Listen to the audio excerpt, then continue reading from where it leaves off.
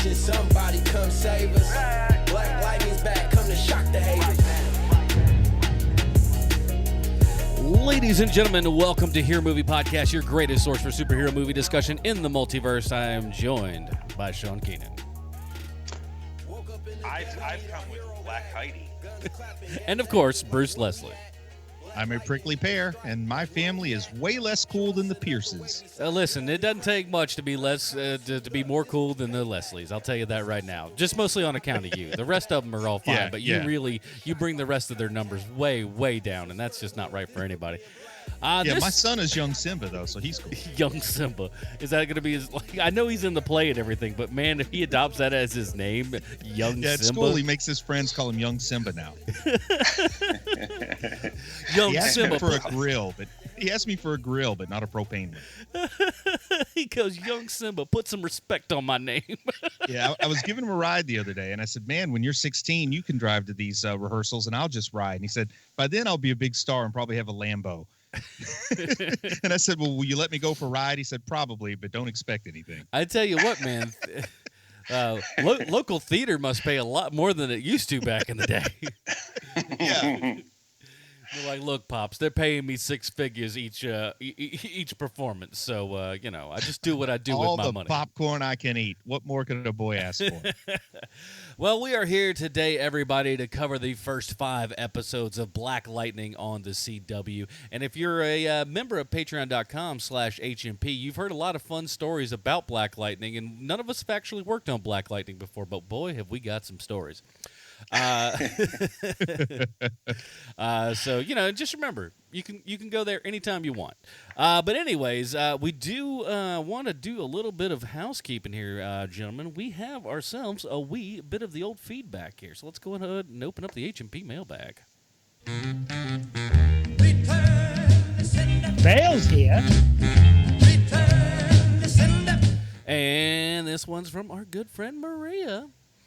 Hey guys, so I brought my 6-year-old little guy to see Black Panther. It was his first PG-13 and superhero movie in the theater. Because he got scared by some of the trailers, he held my hand through 90% of the movie. However, he loved the movie itself. My guy did not get scared by anything in the movie. He actually really enjoyed the chase scenes and the fight scenes. Now he insists that Black Panther is his favorite superhero, which is great. For younger kids, I think this is a decent movie to bring them to. It may be a little much for very young kids, ages 4 and below, but it really depends upon the child. It definitely did drag a bit in the middle, as you guys mentioned last week. I personally had never heard of Black Panther until this movie came out, and I thought it was very well done. Now, because I instilled the nerd early in my boy, he wants to see the new Avengers movie because Black Panther is in it. I'm so glad that I'm starting to that he is starting to talk about Black Panther now, as opposed to just Godzilla and dinosaurs 99.9% of the time. That's a little boy for you. Yep. Thanks, you guys. Keep on rocking, Maria from upstate New York. P.S. Spoilers for the movie. I'm so upset that they killed Michael B. Jordan's character. Well, Maria, just as a reminder, no one in comics is ever dead. Ever. Even somebody who, Not even Stan Lee. Not even Stan Lee, but I mean, comic book characters that had been dead for literally decades, have come back to life. So, I never put it on any character. Case in point, Bucky was dead 70 years. Bucky, we got a couple Robins that go back and forth every now and then. Mr. Fantastic's died at some point. I think all the Fantastic Four have died at some point. Also, Maria, you got to tell us, what's your son's favorite dinosaur? I mean, come on. It's Godzilla. Trust me, she shouldn't be enough video. The kid, I've never seen this before, but she just goes, check this out, and sends me this video. He's literally, I don't know if it's Japanese or not, because I don't know any Japanese, but this kid is literally singing, I think probably phonetically, the Godzilla theme, and I'm just like, that's impressive. Wow. And I'm just like, wow, okay, so he's taking care of that real good, but she's got to get him a little bit more on the, what do you call it, Gamera. Yeah, kind of like Godzilla, but a turtle. Oh, I like turtles. Call back to my pop. You know what? Folks. You deserve an extra one for that. Good for you, buddy. Gee whiz. I could just imagine Bruce's face painted up there and everything. It's lovely. All right, let's go ahead and close up the old mailbag here. Bale's here. And of course, as always, you can go email us at heromoviepodcast@gmail.com. And speaking of the Patreon people, do want to let you know we'll be discussing at the end of the show our normally we would have it during this time, but we wanted to get to Black Lightning because it was pretty good.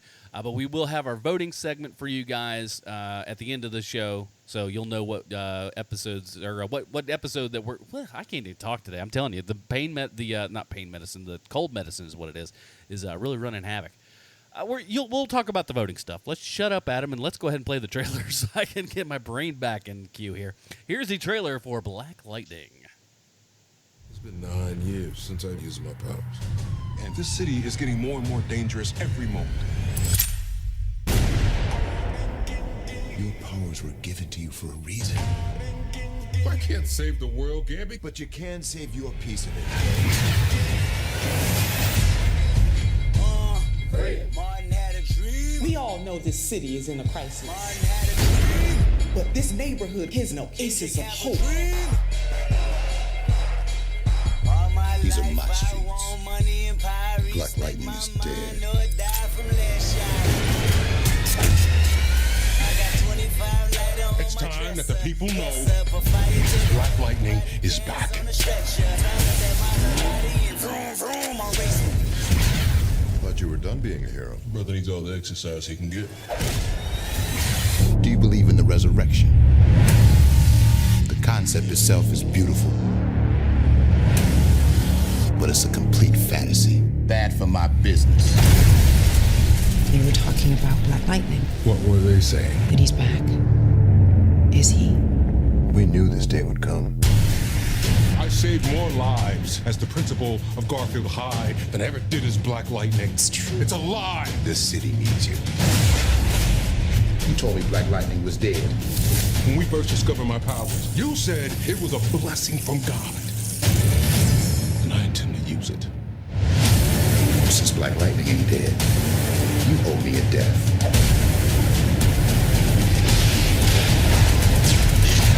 Black Lightning. Series premiere Tuesday, January 16th on the CW. Alrighty, that was the trailer for Black Lightning. We'll be reviewing the first 5 episodes on this on this episode. Here's the IMDb plotline: a retired superhero becomes a vigilante for justice. Wow, just really knocking it out of the park there, IMDb. This is starring Cress Williams, China Ann McClain, Nefessa Williams, Christine Adams, Marvin Crondon James III, Damon Grumpton, James Remar, and many, many more. Like I said, this is on CW, where CW has done nothing but make a ton of DC-related superhero stuff. I don't think a ton of people know about Black Lightning, but you know who I think does? Our good old boy Bruce Leslie. So let's do this, shall we? Bruce's comic book connection. Bruce, what do you got? Well, DC Comics hired Tony Isabella away from Marvel in 1977. And Isabella had been writing Luke Cage for a while, and DC wanted him to write their first ever comic titled after a black character. Yes, 1977. That seems kind of late for that, doesn't it? That's a full 5 years after Luke Cage. But anyway, DC hired him to write a character they called the Black Bomber. You see, DC's idea for their first black-led comic was to make him a white guy. Yes, the Black Bomber was not only a white guy, but a diehard racist.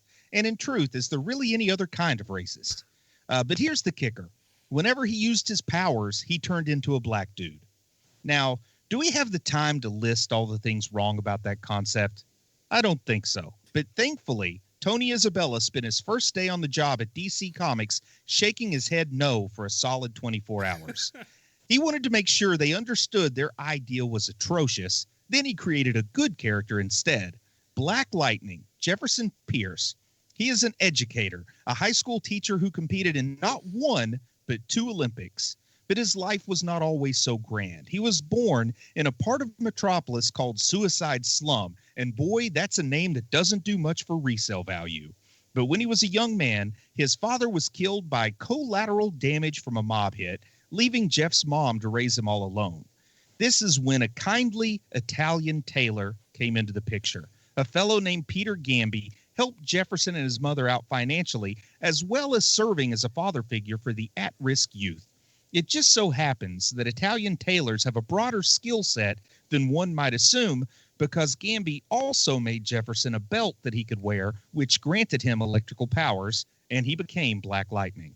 Now, Isabella did a good job of course-correcting the Black Bomber idea, but in order to hide his identity, Jefferson, who was bald and well-educated, wore an afro wig, and spoke in jive talk while in the guise of Black Lightning. That may have been just a bit too much, but in 1977, you had to take what you could get. Later on, it was revealed that there was a bit of a sinister motivation to Peter Gamby's actions, but in a rare turn of events, I'm not going to spoil that in this segment. Now, a little about that electrical power belt. After a while, it was revealed that Jefferson absorbed the belt's power and no longer needed to wear it in order to use his lightning powers. Then, later yet, it turned out that the power was in him the whole time and the belt was kind of like Dumbo's magic feather. Now, when Batman got extra cheesed at the Justice League of America, he decided to start his own team that played outside of the rules, and he called them, appropriately, the Outsiders. Batman's new pal, Black Lightning, was a founding member of this team, and after several solid years of outsidering, Black Lightning left the team to become the Secretary of Education under President Lex Luthor because, as they say, folks, politics makes strange bedfellows. But the world couldn't go very long without outsiders, so Roy Harper, a.k.a. One-Arm Speedy, a.k.a. Arsenal, started a new team of outsiders that featured Black Lightning's daughter, Thunder, because that's adorable when the father is lightning and the daughter is thunder. Anyway, after he got bored of politics, he went back to the Black Lightning gig, and a third version of Outsiders was assembled. And for my final thoughts, I will leave you with this. My youngest son asked me, Daddy, why is he called Black Lightning? Is his lightning black? Well, the answer is yes. In extreme situations, he can shoot bolts of black lightning, but they are not powered by electricity. Nay, they are powered by pure emotion. And as dark and bitter as my heart is, I should be shooting Black Lightning any day now. Now, the character I want to know about is Tobias Whale. Because Okay. when I did just a cursory look, because I wanted to know if the bad guy in the first part of this series is canon, and so I look him up, and I love what they've done with him on the show. I love that character. I think he's a great baddie. But when you look to see the reference material, that is clearly Kingpin. It is just Kingpin, just with DC. And no kidding, man. It's Kingpin, and he's called the White Whale because he is a person of color, but he also has albinism, so he's white even though he's black. You know what I mean? And I do. And what are the chances, man? Like, talk about an actor who was born to play a role, a big, beefy person of color with albinism. I mean, this guy was born for this role, and fortunately, he can actually act too. So that worked out well for everybody. He is by far my favorite thing about this show, man. There's something just inherently interesting about him. And it's not just the albinism either. And I love that we're calling it albinism. It's that, there is a presence to this guy. He is a very angry actor. Like in real life, that guy is probably very, very angry. And it shows on screen. Condon had a career in hip-hop before he graced the screen as Tobias Whale here. What was his name? Condon. Kondon, Condon. Yeah. Oh, okay. Or Condon. I don't know. I'm not as hip as I used to be. I'd never really heard of him before, but grew up in South Central, so he's probably in real life he may just be a scary dude, but he may just I hope that's as good at acting, because if it is, man, good on him, because I'm frightened of that dude. I wouldn't mess with that guy for nothing. Okay, man. So I'm just gonna say, being a kid in South Central with albinism probably gave him plenty of reasons to be bitter as a child. That's Like true. I'm imagining he didn't have the easiest day every day of his life. Oh, no. So he probably had to agree. either get hard or hide. Like there's only two choices for that guy. Well, growing up, in the South over here, it was just like we had a kid like in middle school. His name was Brandon, and that was that case with him. And He did not have an easy time, and Brandon did not go quietly into that good night. He was he had a chip on his shoulder, rightfully so, I think, in a lot of cases. But he had albinism. Yeah, he did. Yeah, he did, and he didn't take he didn't take any jive off of anybody. He was just like, I am going to prove to you that I am just I can stand up to any of you, and usually he did. Love it, man. I love it. Now, yeah, I'm sorry. I know I derailed us talking about Tobias Whale. I just find that character so fascinating on this show. And it's something that this show desperately needs. I mean, quite frankly. Yeah. And I can't say it enough, man. They found the perfect guy for this role, because how do you cast this role if you don't find the perfect guy? I mean, it gets real awkward in casting this if you can't just be fortunate enough to find a big, beefy, tough, person of color with albinism. I mean, well, what you end up with is something that looks like white chicks. Exactly. White chicks. Plus, I think that we're in a place today that Greg Berlanti wouldn't go for altering skin color for a show. You know what I mean? No matter which direction you're going with it. So I just would have loved to have been like, if there was an open casting call, I would have liked to walked in the waiting room and just seen the couch, and it's like, this guy sitting all by himself, because not very many people in acting at the proper. Got to be at least 6'4", solid muscle with albinism, and willing to grow a beard with no mustache. The old Lincoln. Abraham Lincoln beard. Can you grow me a Lincoln, son? Yeah, I can. Good. You're in. But yeah, man, perfect talk. I just imagine this guy's been trying to get into acting for 15 years, and then he said, "Finally, they're making the Tobias Whale show." So are they? What number is this for the CW? This is superhero number 5, 5 or 6. Yeah, at least 5, because we got Flash, Arrow, Legends of Tomorrow, Supergirl, and this makes 5. Yeah. Yeah, Black Lightning. Yeah, 5. 6 if you count. Well, I mean, no, you can't count Riverdale as a superhero, but it's a comic no one's thing, counting so. that. No one's counting that. And no one's counting Krypton either, so don't even come with that weak stuff. Has that started yet, Krypton? No, but when it does, I'm going to be troll number 1. Man, I cannot wait to hate that show. Guys, no one wants to see the history and stuff of Krypton and all the awesome stuff that goes on. Did you not see Zack Snyder show us that we can ride dragons on Krypton? I mean, yes, I think I rather infamously said early on in the show, or actually, I think it was your old show, Adam, where I said I don't care to see Superman's dad riding a dragon. Woo! It's like he's riding a luck dragon, just screaming around there. He's having a love blast. it, man. Yeah, so tune into my soon-to-be-made podcast, Kicking It with Krypton. Oh my God, man! I want to review that show so bad I can't even tell you. Like I'm so excited to hate watch that show. I'm telling you, if only there was more time, man, we would do our haterade version of the Krypton podcast. Now, had either of you guys known any Black Lightning stuff prior to this program? Well, being that I'm a child of the era of which I am, I knew Black Vulcan really well. And Black Vulcan is just Hanna-Barbera's way of using Black Lightning without having to give Isabella any money. Oh, so Black Vulcan was the super friend. I always thought that was Black Lightning, but it wasn't him, huh? That's exactly what they wanted you to think, because it was Black Lightning, but they changed his name to Black Vulcan. You know, I guess it was a big deal getting Tony Isabella to leave Luke Cage and write a character in the similar vein of Luke Cage for DC. And part of the rights that he got were something DC never gave in 1977, and that's a tiny bit of creator rights.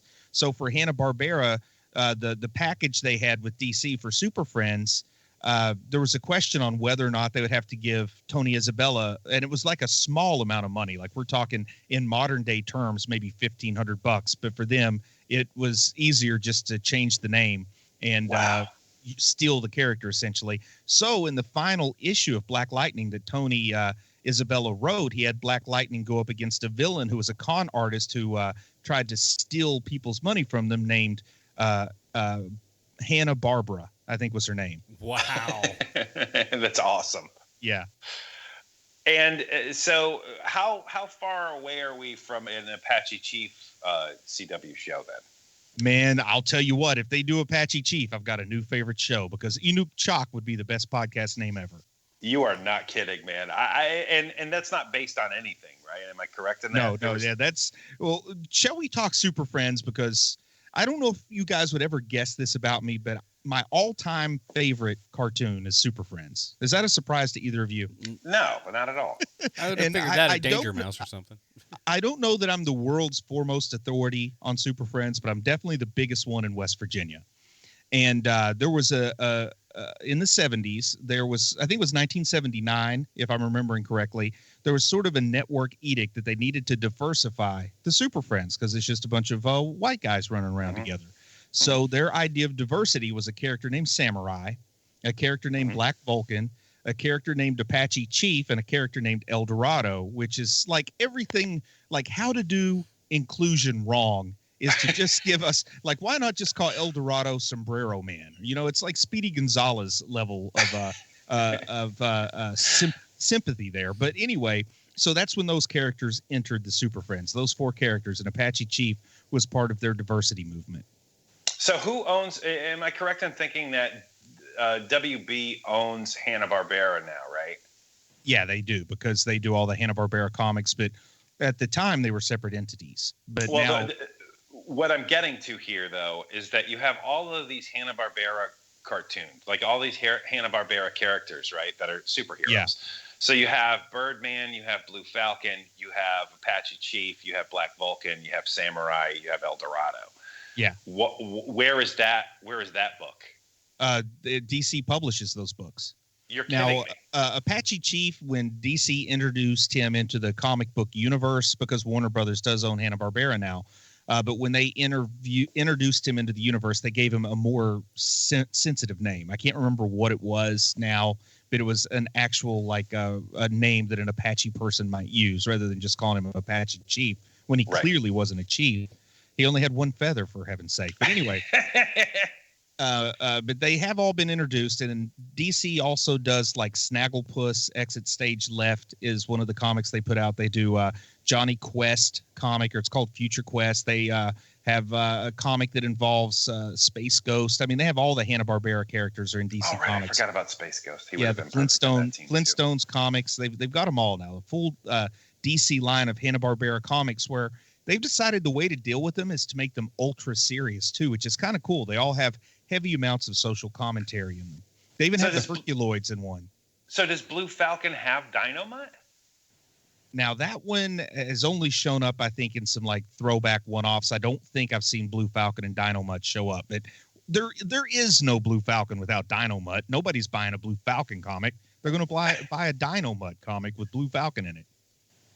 Man, I know we're getting way off track here, and I'm sorry, but I've got to derail even further because I just read this really great article on the internet this week about just how massive the Scooby-Doo universe is.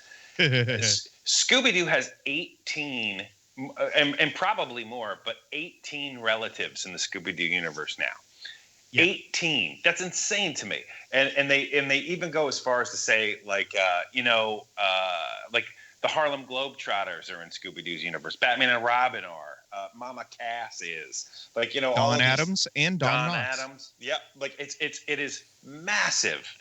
And and of course it would be, though, because the show has been going on for, 35 years? They're going to have a gigantic universe at this point.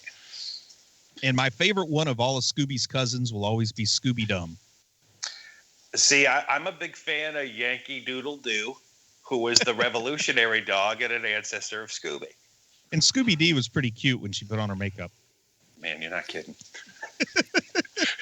Southern Belle. Look, I was just a Scrappy Doo kid, but that's because I'm too young. So there you go. But Black Lightning. Let's get back to Black Lightning. Yeah, I sorry, talk guys. about Black Lightning. Yeah. Because there's a couple of cool things here, man. Like, finally the CW is maybe trying to respond to Netflix a little bit. I think they're trying to step it up just a little bit here compared to the other CW shows and the level of seriousness and maybe tackling a touch of some social issues. Of course, it's still broadcast television, so they're not going to get some of the more vicious stuff that you'd find in something like Punisher. But I do think they're stepping up their game a little bit here. And of course, the first thing people are going to notice is that, this hero is a person of color that's front and center on the show.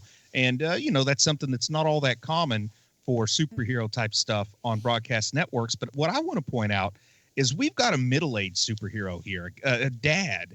This is a dad and a high school principal. And for me, what's cool to it is I can relate to, I don't have many superheroes I can watch on television that have lives similar to mine, like dealing with their kids and with work and all that kind of thing, the way that this guy is. Like, I love it that they've got a 45-plus-year-old superhero now.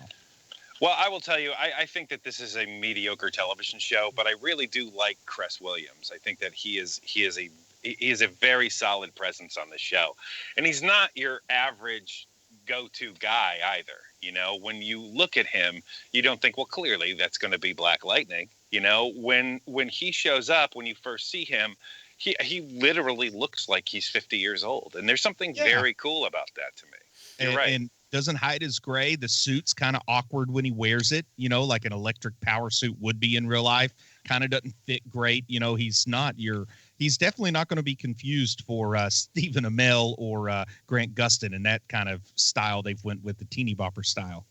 No, definitely not, which leads me to ask the question, is this going to work like every other show does, where, your cast gets progressively better looking as the show goes on because they get trainers and they have money and, they eat better and they have some sort of skin regimen after a while, to the point where we're looking at the past, like this season here, and go, wow, like he really looks different now. Kind of like what we do with the guy who plays Wolverine. Now, as a guy who used to work for ESPN, the one exception to that rule was Chris Berman. Well, how Chris Berman just got more and more handsome as it went on? You are not wrong. Fatter every month, man. You're not wrong. And just a peek behind, if I can open up the kimono here for a moment, as they would say at ESPN. Let me just bring this up for a second. Chris Berman got a really bad rap because there was that one time where you see him yelling at somebody. Yeah. Chris Berman is the nicest human being in the world. Like, he was so nice, at least to me at the time. He was very, very nice. But let's move on. But you're right. Your point is taken. I thought you were going to say he got a bad rap for being a jerk because he was a jerk. Like, that's always my favorite. He can't help it. He's a jerk. No, he was super nice, man. He was such a nice guy. I know that people want to smash that guy because, he'd been doing the same bit for 30 years, but he was very, very nice. Hey, and if you can be in a Hootie and the Blowfish music video, what can't you do? You're not wrong. Sign me up for that one, man. So to get back to Black Lightning, it's weird. I'm the one bringing us back. I don't think that's ever happened before. This show is very problematic to me. One of the big problems with this show to me is that it has the Dexter problem, where the character of Dexter is very, very interesting. I love the character of Dexter. I like everything. I like the juxtaposition of him. The actor is great. The problem is the supporting cast of Dexter is awful. And every time you're not on that guy, the show goes down about 3 or 4 stars. And it's the same thing with this show, where whenever you're not watching Cress Williams or Jill Scott or Crondon, the show loses a lot. I think that, the woman who plays his ex-wife, she is not, I don't know if it's just the dialogue they give her or the character is uninteresting. This show drops precipitously when you're not watching Black Lightning be Black Lightning. I do want to say something interesting about Lynn Stewart, his ex-wife. Her last name is Stewart. She never changed her last name to Pierce. And she may be the sister of John Stewart, the Green Lantern, John Stewart. So it would be awesome if that ends up showing up on this show. Well, hopefully they don't burn the character of John Stewart in the stupid Berlanti universe. They save him for the big DC movie universe, hopefully. Yeah, because when Berlanti ruins a character like the Flash, DC gets it right in the movies.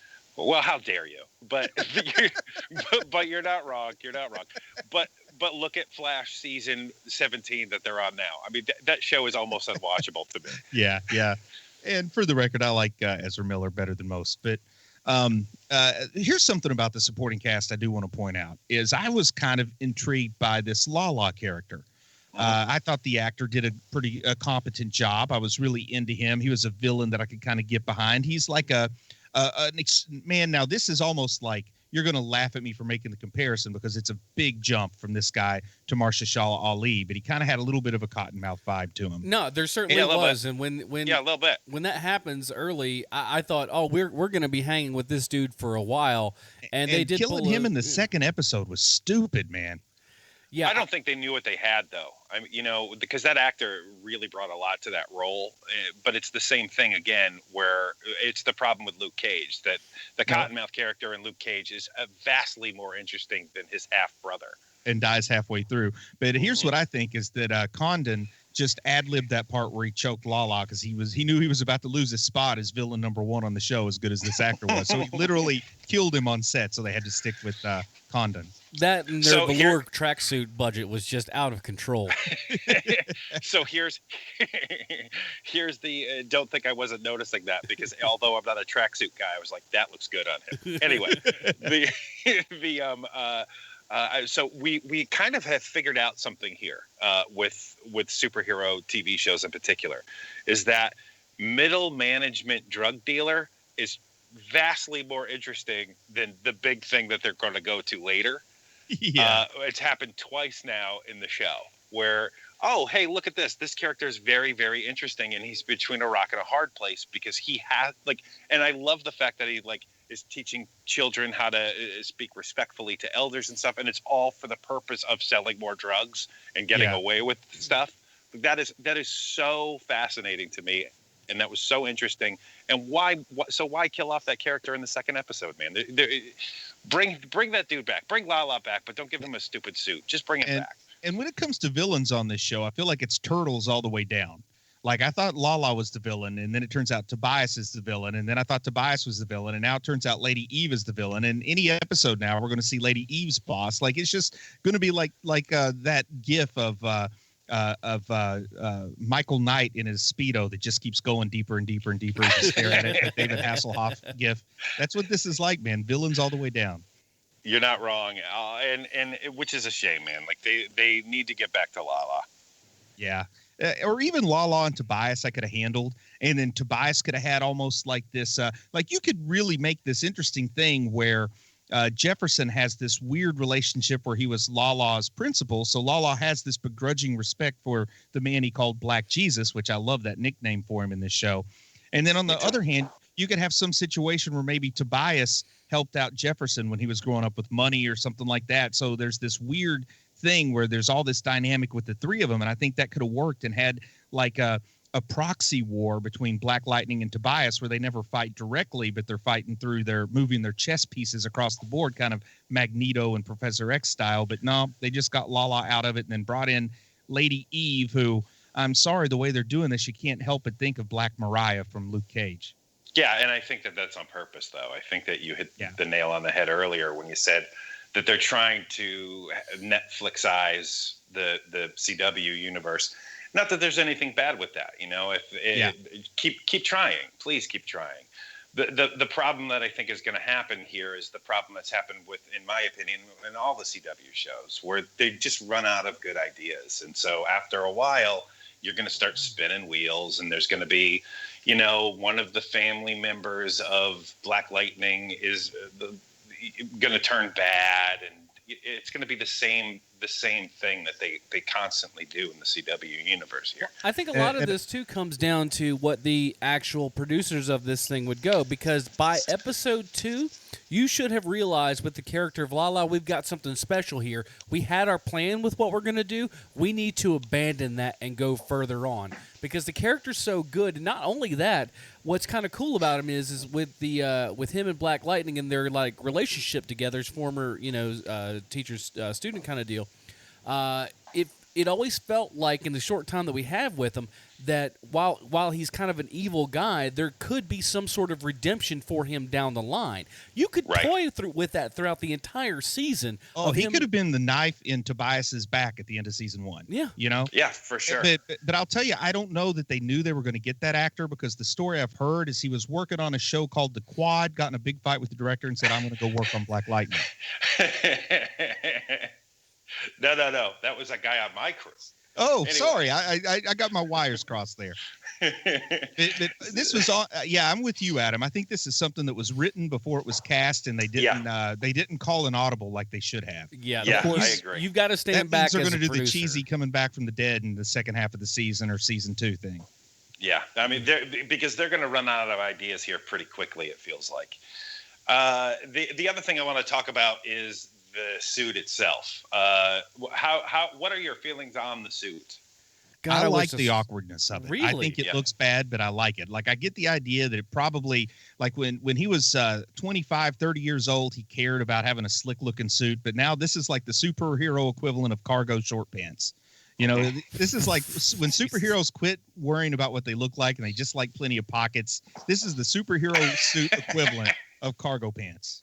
This is the dad superhero costume. What about you, Adam? What do you think about it? Here's the thing. We come across another one of these things that has really riddled comic books and nerddom for some time now, is just and they get away with it in the Flash because they're like, hey, he can just shake his face really fast and you can't see that it's him, because obviously you could pick it out pretty simple. But when this guy is in front of, look, you have a 6'4" African-American gentleman who has a very nicely coiffed beard, who essentially puts on sunglasses and stands in front of his entire family, and they're dumbstruck as to who that is. I think all of our family. In episode 2, they did have somebody say, like, the lightning gives him a glow and you can't get a good look at his face. And they don't really delve into that anymore. It's just, I liked that they at least threw it in there, but it felt like it was almost like a crummy throwaway. Not like, I mean, and I love the throwaway. Give me the throwaway of like, hey, whenever, because of the glasses, they give off some sort of hoodoo vibe and whatever, and they can't, I can't see them. Fine. Give me that. But it is just like, hey, he's wearing sunglasses and flipping nobody recognizes him. Everyone knows him, and it's not like he's a super private citizen. This is a principal of a high school. He's in a whole bunch of stuff. He's with everybody. And again, you have stupid police detectives looking him right in the face. And who's the one that's not saying jack squat about Black Lightning at the dinner party? It's freaking Black Lightning, dude.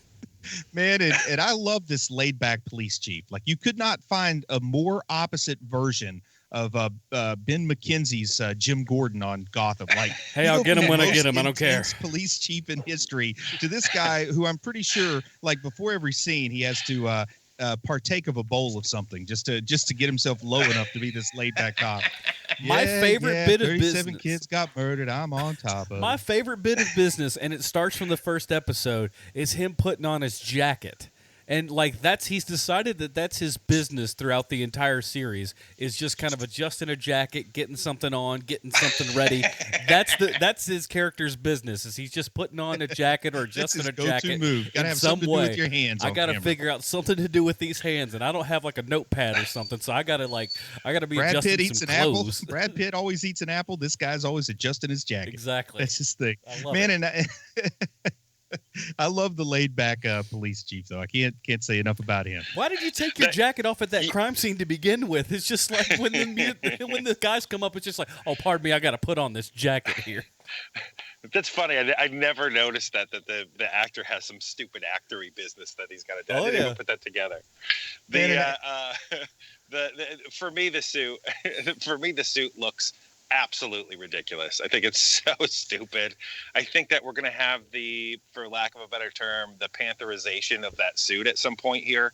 And it needs it, quite frankly, where, like there'll be glow lines in the suit. It'll be a lot sleeker. It'll be a lot more black, like Black Panther.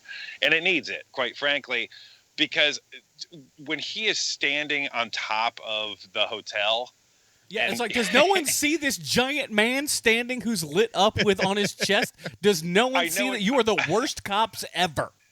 I know you're supposed to be, I know it's supposed to be a very heroic looking moment. He just looks so stupid, And there's no, I mean, I get that they wanted to have something different probably, because there's no way they didn't know that Black Panther was shooting at the same time. There's no way they didn't know that. So they're like, hey, let's try to make it as different as possible as we can. Screw all that. Like, make the costume look cool. Yeah. And I don't know. I like the not cool costume. Like, if you try to make it look cool and it fails, that's way worse than saying, you know what, let's just make his thing that it's kind of a clumsy, awkward costume built by a Remar of all people. Which we'll get into later. But here's the thing, though, Bruce. The audience for this show is not you and I. You know what I mean? They really, really are trying to get some of the African-American kids to watch their shows, and I totally get that, and they should. And so having a clunky suit that a middle-aged man is like, hey, that's really cool. That is not what they're going for. You know what I mean? And the thing is he's a really big dude. He is. He's 6'4". He's a giant beast of a man. And so him doing, like, I'd really love to see who his stunt double is, because, man, to find a double that big and to be able to do all that stuff, gotta be tough. No, it's not that hard. It's not as hard as you think. I mean, it's not Shaq hard, mind you. But stuntmen are usually huge dudes. But it's good. It's like, here's the thing. You're right. Every single one of those points is absolutely valid, is right on point. But I still like it. I love the clunky suit, man. I like it that he almost it seems like the first couple times he's walking in it, he's almost doing the Red Fox walk, like he's having trouble moving in it. He is just getting used to it again. It's been 9 years since he's been off of it. I don't know if you caught that. Did you guys get it? Oh, I know. They only mention it like every 5 minutes. Did you guys also catch the daredevilness, the Affleck daredevilness of the whole thing, where he's in the shower and it was like, oh boy, if he starts popping pills, I'm calling it an audible here. Just kind of looking into off to the middle distance, just oh gosh, another one of these times.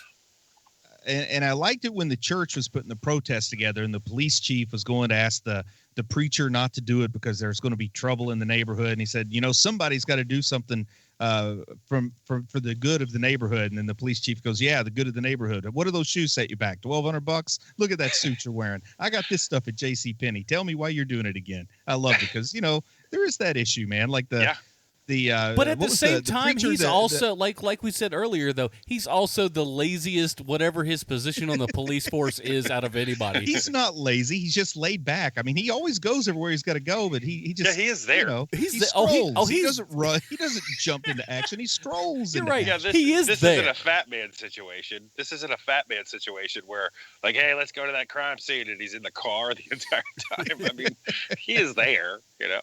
Yeah. He's not like Hagrid in that Johnny Depp movie we watched a couple of weeks ago. So here's a question for you guys: do his? Because I sometimes it seems like they do, sometimes it seems like they don't. Do his daughters know that he's Black Lightning? I think that they really muddy that water. I don't think they're supposed to know. But in the very first episode, they have like this VO that makes us think this is in the flashback where the daughter clearly knows. So they're going to find out, of course. But I don't think they know yet. I think the older one might know. Again, you're right. They don't really lay it out there for you. But yeah, and she even says there in front of Thunder and Lightning, Black Lightning was resurrected. And of course, the daughters become Thunder and Lightning in the future. But at the same time, you also want to go, hey, you are at this, this smart school and everything. You guys seem to be very intelligent young ladies. And again, you can't figure out that that's your father. I mean, I get it. The brightness hurts your eyes, but he's got the same build as your father, and he pretty much sounds like him. I think I know what my dad looks like in sunglasses. That's all I'm saying. Yeah. But what did you think when, the daughter, the oldest daughter, the one who will become Thunder, she's slowly discovering her powers. What did you think when she finally picked out a superhero costume? You asking me? Either one of you. I thought that it was a good idea to have your Pretty Woman trying on different clothes moment. But other than that, I think it's all stupid. The costume itself looks a little funny. She looks good wearing it, mind you, but the costume itself is. But the costume is ridiculously accurate to Thunder's costume from her incarnation of the Outsiders when they were founded. Yeah. Oh, really? So this was just like a one-off costume. I mean, they've released publicity photos of Thunder and what will be her eventual costume, which looks better. But I loved it that they gave the painfully accurate costume, and I really like it because it was from like that early 80s era where Nightwing looked like he was just got back from the disco. Like it's Dazzler could pull off this kind of costume.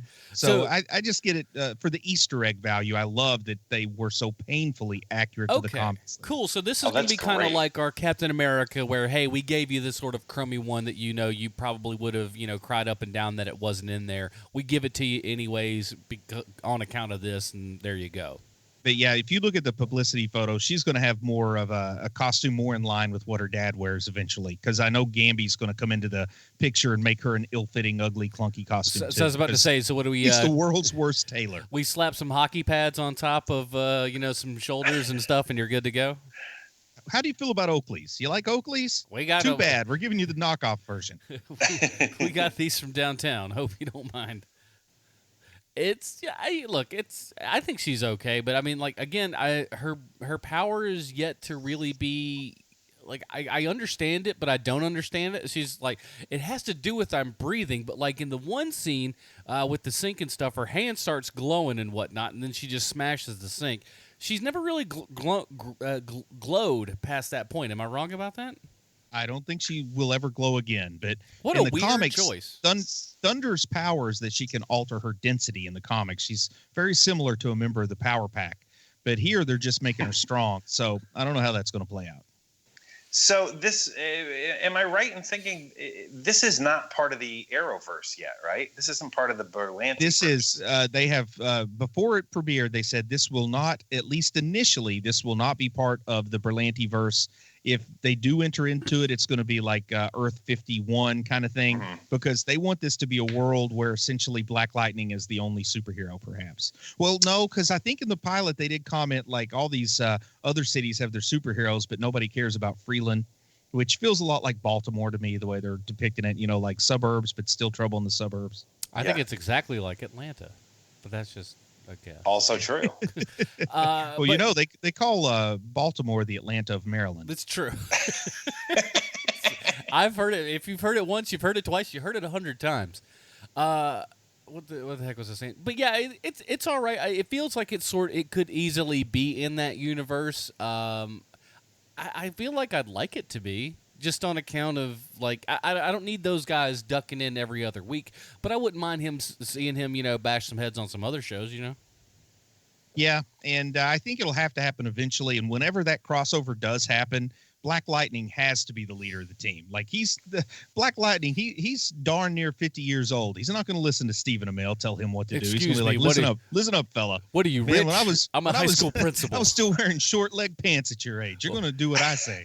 And for those of you keeping count, that's 2 short leg pants referenced in 1 hour. Still waiting on that Corey reference. Okay, y'all go off and do your white folks business. I'm going to bust some heads. Because I do love that when his daughter sits down at the table and says, I've decided I'm going to lose my virginity between 7 and 9 on Saturday. And she gets up and walks out, and he looked at his wife. My dad would call this some white folks mess. I try to be liberal, but I don't know how comfortable I am with this. Oh my gosh. I'm sitting there. I'm just like, I'm not a parent, but even I'm they're just going like, what now? Let's not know. And I love it when he goes to school and talks to Khalil about how do you dry off when you get out of the shower. It turns that into a whole thing where what a great that speech. When it comes time for it, Khalil's going to have a little too much on his mind to do what he thought he was going to do. It's pretty funny because I have a very close experience to that same conversation with one of my daughters. Oh my God. No, very close. My daughter's only 12. That ain't going to happen. You know what you need to do, Bruce? You need to watch Bad Boys 2. There's a great scene where a young gentleman caller Bad Boys 2. comes to the door. It's on YouTube. You can go check out the scene. It's fantastic. I've seen every Will Smith movie except for the one about concussions, whatever that one was called. And that one was all right. I hate your guts. What? Keep going. The one where he had a Wakandan accent. Yes, he was from Wakanda, and he came to talk about the NFL based upon a true story. Wakandan Knuckles. Oh, oh my gosh! How is that not a thing yet? Yeah, it's a thing, man. Is It's it? my son's thing. I haven't seen. I never flees. That's what he says. I never flees. That's I never hilarious. flees. I gotta look this up now. You talk amongst yourselves. No one told me this was a thing. No, but I do love that he's, one of the big plot points is that he's really trying to get his ex-wife back, which is kind of cool in this show. And then they're having the family dinner together and watching how well they're managing to hold in like the steam, like that teapot is really trying not to start screaming until the daughter leaves the room. And he's just got to be honest with his ex-wife. He's like, okay, man, when is enough too much? It's oh boy, that was so uncomfortable for me to watch. It brought back some memories. Oh goodness gracious, man, that is rough. That is rough. That's why I made sure my daughter was born at a Lilith fair, so I'll never have to have that conversation. Is that how it works? We figured. Man, I would so much rather sit down with my daughter and have her tell me, have her come out of the closet to me than have her tell me that she's going to do this with a boy when she's still no way. Listen, honey, I've dealt with boys. They're just no good. Listen, let me tell you all the cool stuff you can do to a girl. Oh my God, listen to you. Sean, I've noticed a trend over the last couple of weeks over the show. You and I have been the ones to have to reel Bruce in on many occasions. What in the world is going on? Oh, 2018 is a weird time for this show. I'm sorry. I gotta rein it in. I gotta rein it in. Goodness. I miss the days when we used to get emails about how homophobic and racist I was. But here's the thing. Yeah, how about that Peter Gamby? First of all, I cannot think, I just finished watching season 2 of Vice Principal, so all I can just hope is Danny McBride is there, but he's not. It's James Remar, but it's not bad.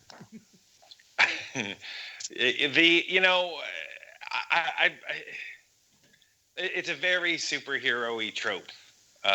He's your the Alfred. James Remar character. And I can't help but think it's very easy. Like whenever there's some sort of problem, he just walks into the tailor shop and then they discuss some oh, there's a problem with the suit. Well, wouldn't you know it? I have this thing, and it happens a whole lot on this show. And I get it. You get into a corner and you're like, oh, we'll just have Gamby fix it. Well, can we all agree there's no way Gamby makes it through season 1 alive? Like, there's no way Remar's like a long-term contract on this show. Listen, he was in Dexter for how many years? Come on. Yeah, I think. And he was only on each one of those shows for like 2 or 3 minutes. I just don't think that character makes it to season 2 of this show. I thought that if they were going to kill him, they would have killed him already. We killed the other guy in 2 episodes. Maybe, but they have. They still have to do the turn with this character, don't they? Like where they've already kind of started that. They already kind of started that in episode 5 when they talked about him working for NSA, and he clearly has some kind of past relationship with Tobias, and he even lies to Black Lightning about Tobias, and then maybe he even sabotaged Black Lightning's suit in episode 5. Now, to be fair, he did also tell him, hey, this is not ready. Don't take this. And he just goes, screw you. I'm going to do whatever I want to do. And then he gets beat up on. It's just like, he did tell you. So, not for nothing. Yeah, that's true. But he did kind of lie about Tobias, I don't know what he's getting at, but something's going to happen. I just don't think that character makes it to season 2 for a couple of reasons. Oh, I hope you're right. They need to do something on this show because they're gonna, like I keep saying, they're gonna run out of ideas here really quickly. And honestly, I feel like he slows the show down every time there's a Gamby scene. I lose interest in what's going on for a little bit. I know they want him to be kind of like a little bit of an Alfred and a Lucius Fox type rolled into one, but he is neither as interesting as Alfred or as cool as Lucius Fox. Well, speaking also of how the show slows down a little bit, I mean, the whole bit with his daughter and the guy and all that kind of good stuff that she's planning to get it on with, and then he gets shot and all that jazz. Boy, did that just like really take all the air out of that balloon real fast, and then so it's almost like, why have we wasted so much? I know that life is like that, but television doesn't have to be like that, And how long before he has some sort of exoskeleton that makes him a superhero? You're probably not wrong now that I think about it. And the character's first name was different in the comics. It wasn't Khalil. I think it was like Clarence instead of Khalil in the comic. But there was a character that got shot and was paralyzed that was a student at Black Lightning School, and that's part of what let him realize he had to do a good job of hiding his secret identity. He didn't want the gang to take their frustrations out on the school. So that is kind of a a comic book storyline that they brought over to the show, and they changed the character's name to Khalil because, strangely enough, I think the character's name in the comics was actually this actor's character name on Riverdale, because he was on season 1 of Riverdale. Was he Clarence on Riverdale? Yes. Really? I'll be told. Yes. If it's not Clarence, it's like Clayton or something, but whatever it was the same name as the actual Black Lightning character from the comics. Huh. Or Chuck Clayton might have been who he was on Riverdale. I don't know. I'm getting... Chuck Clayton here with the sports. Yeah. Can we all agree also to start calling that high school Black Lightning University? I was cool to call it Black Jesus Central. Black Jesus Central University. Oh, there you go. Because I love the idea that everybody says more than once they've mentioned that this guy's like a Black Jesus in the neighborhood. Yeah, but I do like that. At the same time, it's just like I would be like, I really don't want to have to die for all of you people. So could we dial that bit back a little bit? I'll perform some miracles. I don't mind that. That's all good and well. But I've seen you people. I don't know that dying for you is really the bag I'm in right now.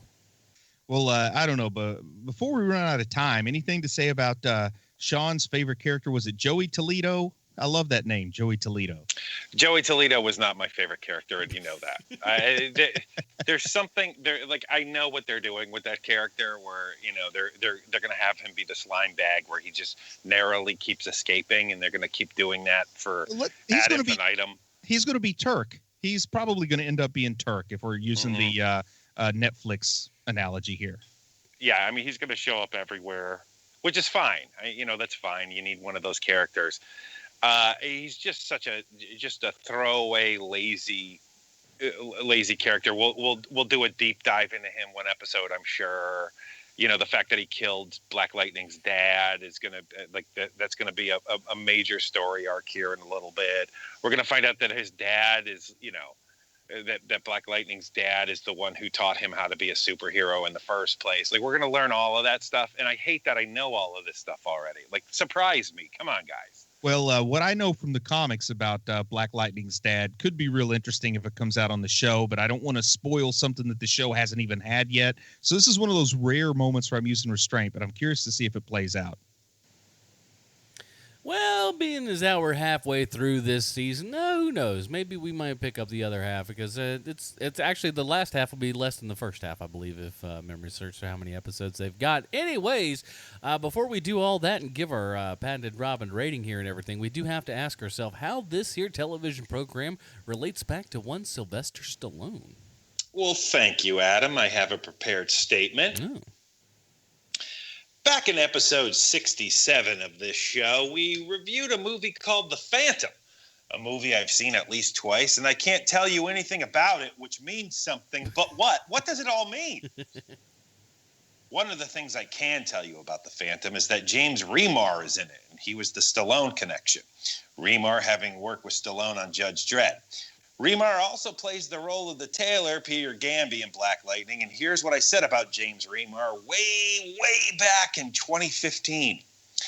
James Remar, you would best know as Dexter's father on the TV show Dexter, according to IMDb. He's been in 152 different projects, and he's the very definition of the phrase character actor. And a lot of people don't know this, but I loathe him.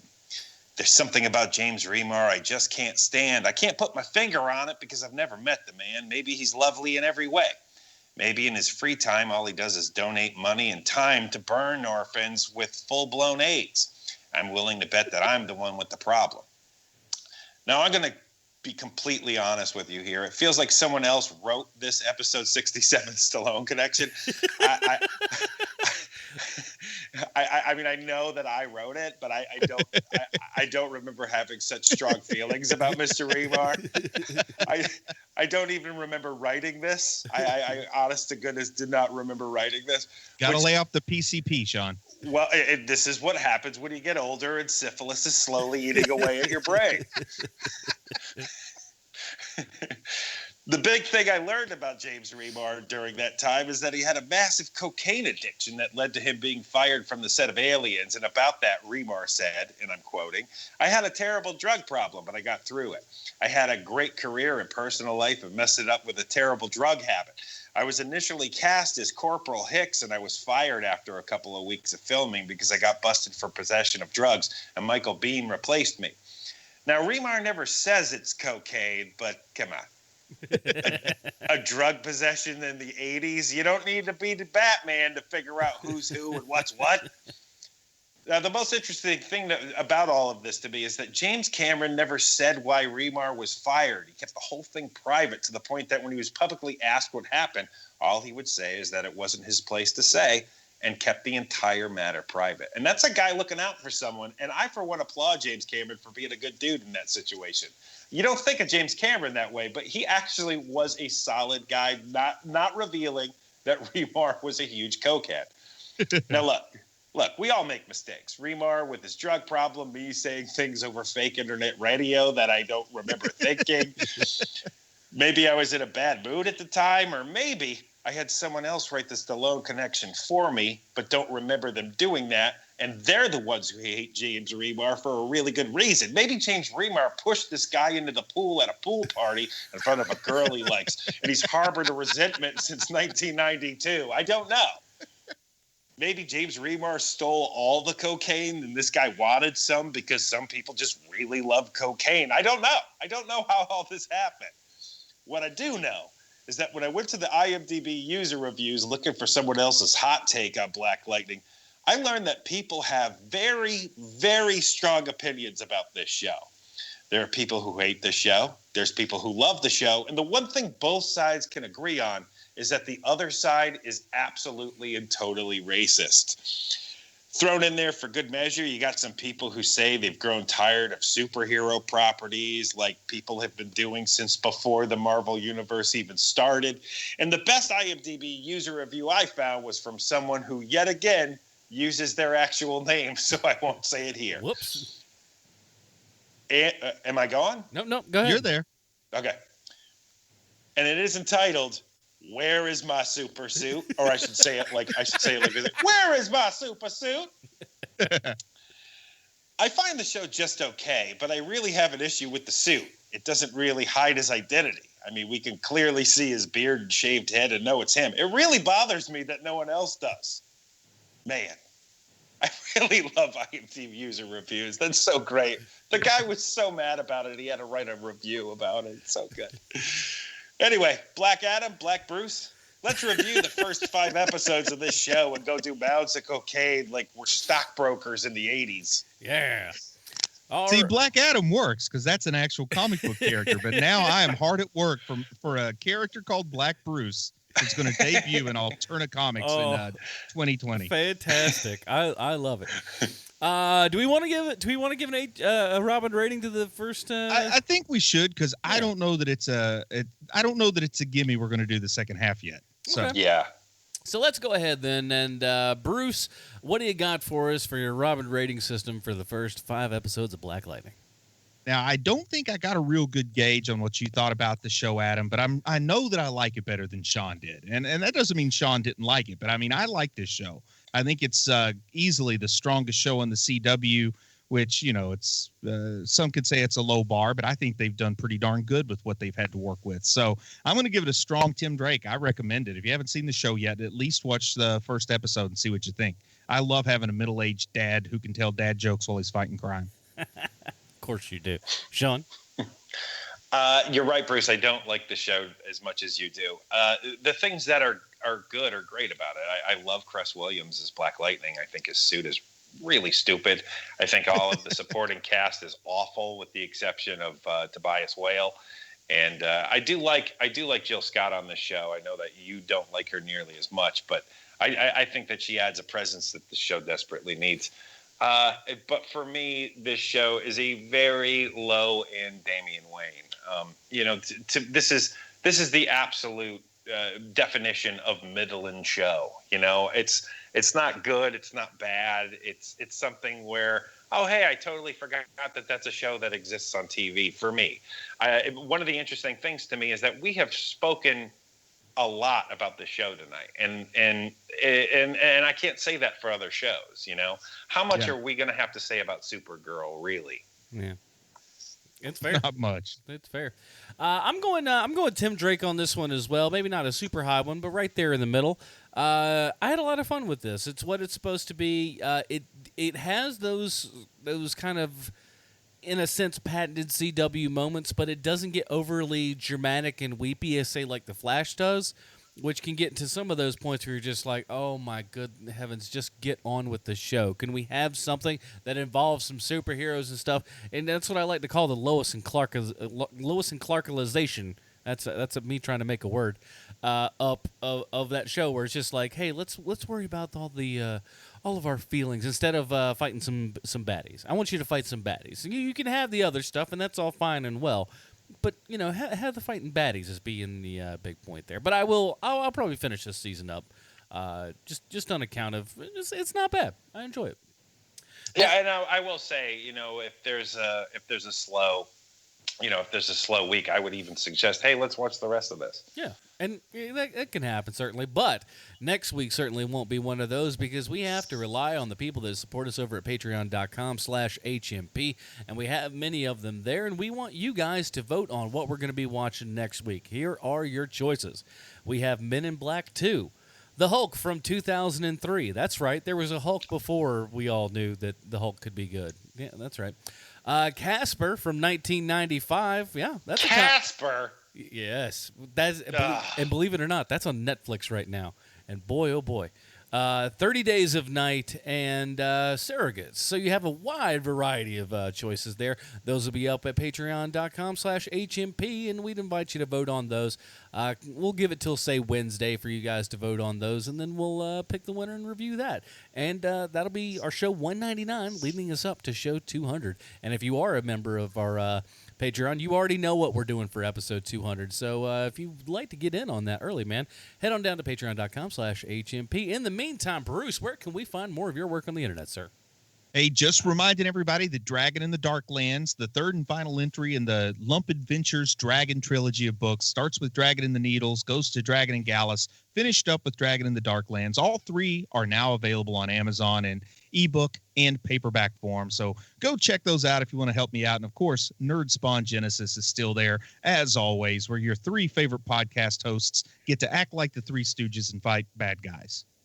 And if you listen to any music while you're doing the Lump Adventures there, I suggest the President of the United States of America. Just put Lump on repeat as you're reading, and that will it syncs up, oddly enough. I don't know how it works. But Sean, would you be surprised to know that Adam's not the first person to say that to me? I am not surprised by that in any way. Sean, where might we see your things?